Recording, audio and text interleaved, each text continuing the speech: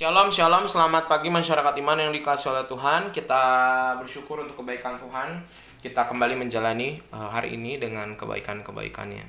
Kalau bicara soal kemuliaan itu, biasanya dimuliakan siapa sih? Raja. Kemuliaan itu kita berikan kepada orang yang kita hormati, orang tua, orang-orang yang disepuhkan ya. Dan juga termasuk yang paling penting adalah Tuhan kita. Kemuliaan itu bukan sebuah hal yang diberikan dengan cuma-cuma, tetapi diberikan sebagai bentuk penghormatan. Penghormatan karena yang menerima tindakannya terhormat. Nah, hari ini kita juga semoga bisa memuliakan Tuhan dan menghormati Tuhan dengan cara kita masing-masing, dengan kehidupan kita, pekerjaan, pelayanan, dan tindak tanduk kita. Mari bersama-sama kita pujikan Kidung Jemaat 161 bait pertama dan yang kedua, segala kemuliaan. Kidung Jemaat 161 bait pertama dan kedua, segala kemuliaan.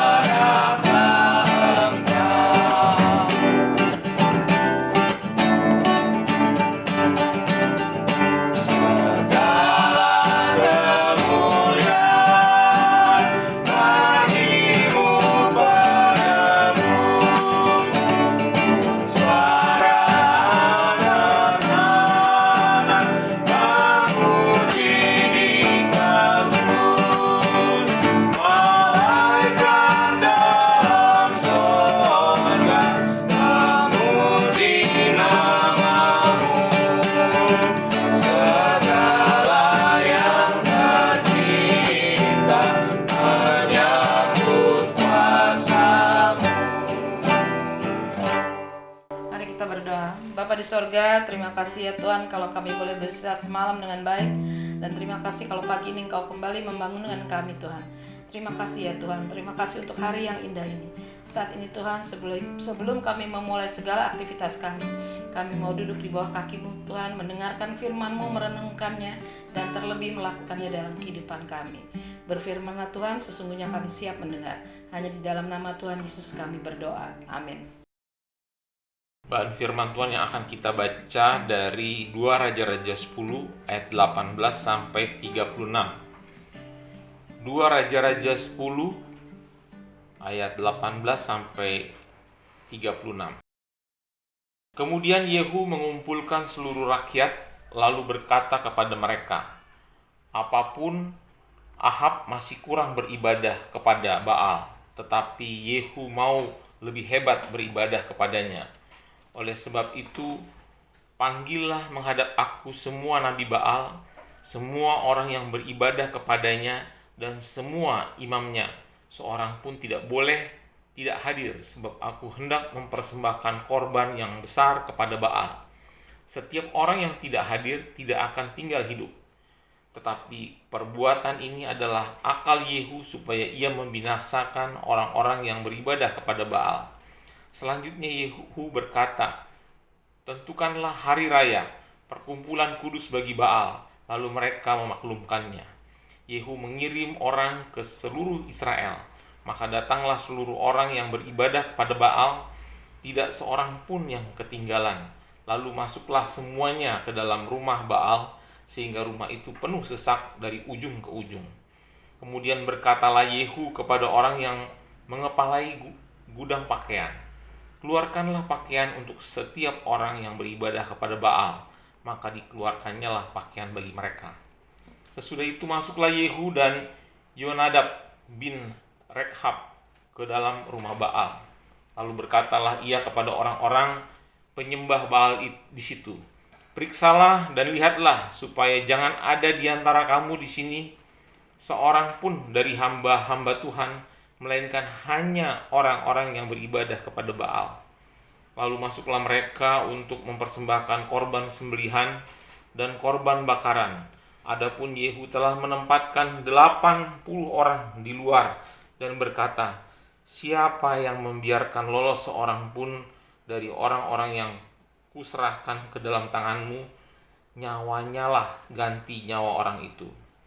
Setelah Yehu selesai mempersembahkan korban bakaran, berkatalah ia kepada bentara-bentara dan kepada perwira-perwira, "Masuklah, bunuhlah mereka. Seorang pun tidak boleh lolos." Maka dibunuhlah mereka dengan mata pedang, lalu mayatnya dibuang. Kemudian masuklah bentara-bentara dan perwira-perwira itu ke gedung rumah Baal. Mereka mengeluarkan tiang berhala rumah Baal itu lalu dibakar. Mereka merobohkan tugu berhala Baal itu, merobohkan juga rumah Baal, dan membuatnya menjadi jamban. Begitulah sampai hari ini. Demikianlah Yehu memunahkan Baal dari Israel. Hanya Yehu tidak menjauh dari dosa-dosa Yerobeam bin Nebat yang mengakibatkan orang Israel berdosa pula, yakni dosa penyembahan anak-anak lembu emas yang di Betel dan yang di Dan. Berfirmanlah Tuhan kepada Yehu, "Oleh karena engkau telah berbuat baik dengan melakukan apa yang benar di mataku, dan telah berbuat kepada keluarga Ahab tepat seperti yang dikehendaki hatiku, maka anak-anakmu akan duduk di atas tahta Israel sampai keturunan yang keempat." Tetapi Yehu tidak tetap hidup menurut hukum Tuhan, Allah Israel, dengan segenap hatinya. Ia tidak menjauh dari dosa-dosa Yerobeam yang mengakibatkan orang Israel berdosa pula. Pada zaman itu mulailah Tuhan menggunting daerah Israel, sebab Hazael mengalahkan mereka di seluruh daerah Israel, di sebelah timur sungai Yordan, dengan merebut seluruh tanah Gilead, tanah orang Gad, orang Ruben, dan orang Manasye, mulai dari Aror yang di tepi sungai Arnon, baik Gilead maupun Basan. Selebihnya dari riwayat Yehu dan segala yang dilakukannya dan segala kepahlawanannya, bukankah semuanya itu tertulis dalam kitab sejarah raja-raja Israel? Kemudian Yehu mendapat perhentian bersama-sama dengan nenek moyangnya dan dikuburkan di Samaria. Maka Yoahas anaknya menjadi raja menggantikan dia. Adapun lamanya Yehu menjadi raja atas Israel di Samaria adalah 28 tahun. Kemarin saya lihat di YouTube itu beberapa kali lagi sering lihat pesulap merah. Pesulap merah ini adalah salah satu pesulap yang awalnya kerjanya adalah membongkar cara-cara sulap. Jadi misalnya cara benda dibelah dua, atau orang ditusuk-tusuk dalam kotak nggak kenapa-napa.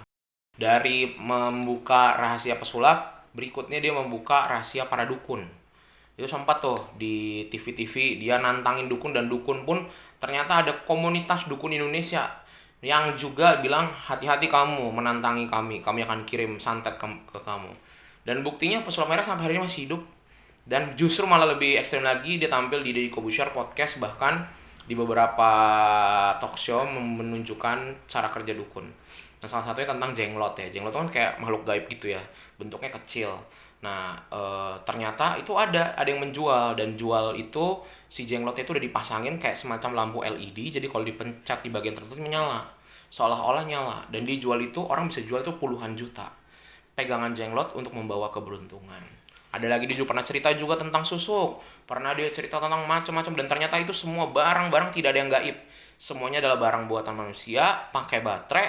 Tetapi kenapa barang-barang itu membuat orang kelihatannya jadi berhasil? Katanya si pesulap merah adalah karena orang-orang yang sudah beli barang itu, mereka jadi pede. Sebenarnya dalam hidup itu kan sebenarnya tentang bagaimana seseorang pede menghadapi. Ketika ada orang yang mancing itu kenapa orang bisa jadi jago? Bukan karena dia tahu pikiran ikan, bukan. Atau si umpannya bagus saja, enggak. Tapi dia pede mancingnya.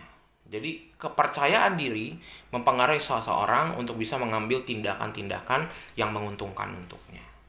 Nah, Bapak Ibu, bicara soal dukun perdukunan, ini penyembahan berhala udah ada dari zaman Israel. Nah, Yehu ini adalah salah satu raja yang sebenarnya usia pemerintahannya tuh lumayan lama, 35 tahun, dari sebelumnya di Ahab terus ke Yehu.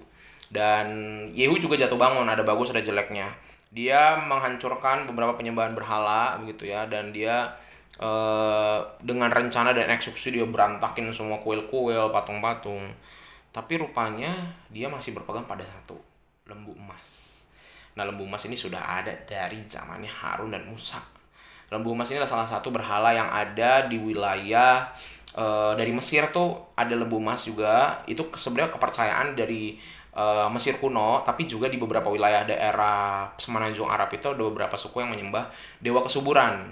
Termasuk sebenarnya ini juga sampai ke Yunani dan Romawi. Jadi lembu itu simbol kesuburan. Jadi lembu yang di bawahnya ada anak-anak manusia yang menyusui dari si lembu ini gitu. Nah, patung lembu ini masih dipercaya bahwa mendatangkan panen yang baik, hasil ternak yang maksimal, dan ternyata walaupun sudah membersihkan baal-baal, bagian ini masih disisain. Dan tadi ternyata ini ya tetap aja ini tidak berkenan di hadapan Tuhan. Jadi masih ada ruang bahwa percaya dia akan pede kalau ada si patung lembu emas. Nah, Bapak Ibu, apa sih yang membuat Bapak Ibu pede menghadapi hidup ini, pertanyaannya? Mungkin kita udah gak zaman dukun-dukunan, Bapak Ibu udah gak megang jampi-jampi. Semoga enggak ya, semoga enggak. Orang Kristen apalagi kayak Sinalot, semoga tidak memakai ya. Yang masih makai, kita sama-sama mau lepaskan itu. Satu. Kedua, kalau kita udah gak megang dukun-dukunan dan peralatan-peralatan gaib, yang kedua, tapi sering ada barang-barang berhala yang masih kita pakai. Banyak hal, misal ya nih baju peninggalan orang tua saya, atau ini nggak boleh nih dijual nih kursi dari kakek saya.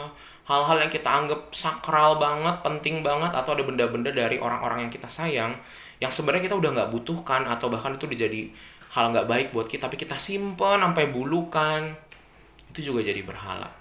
Atau bahkan ketiga, bukan cuma benda, tetapi kita belum bisa merelakan orang-orang yang ada di hidup kita. Mungkin sahabat kita, pasangan kita, mungkin orang-orang yang udah mendahului kita sampai ke sorga, tapi kita masih menggantungkan pikiran kita kepada mereka. Nah, hal-hal ini yang rasanya Tuhan mengajarkan kita, yang boleh kita pegang di umur hidup kita cuma Tuhan. Tidak ada manusia, tidak ada barang, tidak ada barang-barang gaib yang melampaui kebaikan, kehebatan, dan sepenting-pentingnya melampaui, tidak ada yang bisa melampaui Tuhan. Jadi dalam hidup ini yang kita bawa sampai nanti kita mati adalah janji kita sama Tuhan. Sehingga Bapak Ibu, mari sama-sama kita tinggalkan dan belajar merelakan. Dan kita sama-sama yuk, bahwa apa yang membuat kita bisa melewati banyak hal, iman kita sama Tuhan. Tidak ada yang lain. Tidak ada yang lain. Janji manusia tidak bisa. Tapi pegangan cuma sama Tuhan. Jangan membelok, jangan menoleh ke belakang, nanti jadi tiang garam, dan belajar untuk berserah kepada Tuhan. Amin. Mari kita berdoa. Tuhan, terima kasih untuk kebaikan Tuhan dalam hidup kami. Kami sebentar akan menjalani hari ini, dan biarlah hari ini kami mau pegangan sama Tuhan. Kami tidak mau percaya pada hal-hal lain, cuma sama Tuhan aja. Satu-satunya juru selamat dan pegangan hidup kami. Kami serahkan agar kami tidak mengandalkan benda-benda, orang-orang, dan bahkan kekuatan kami sendiri. Kami andalkan Tuhan. Hanya dalam nama kami berdoa. Amin. Selamat pagi, Tuhan Yesus memberkati, tetap bersemangat.